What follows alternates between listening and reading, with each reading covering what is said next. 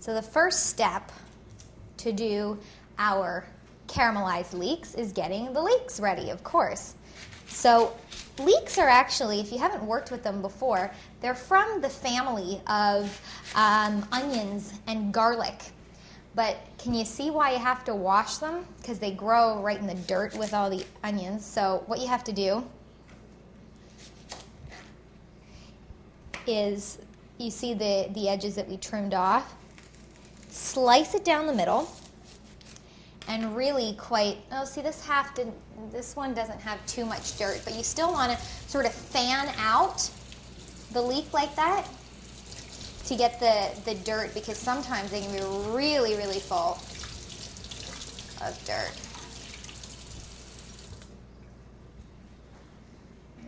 Get some paper towels so that those can drain. Pat those dry. And then the second one, let's see, this one looked like it was really full of dirt. Yeah, see on that end you can see why it's important to wash it clean.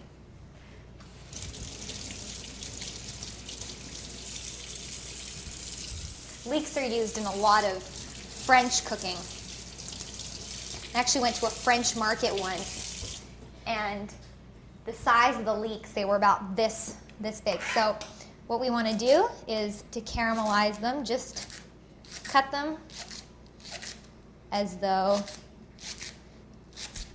you'd cut really any other onion. It's just much more of a mild leek, of a mild onion than regular white onions or even red onions. You can see I'm not even crying. And once I finish cutting this one up, I'm going to take it to the stove where I've got some butter melting, and we'll start the caramelization process.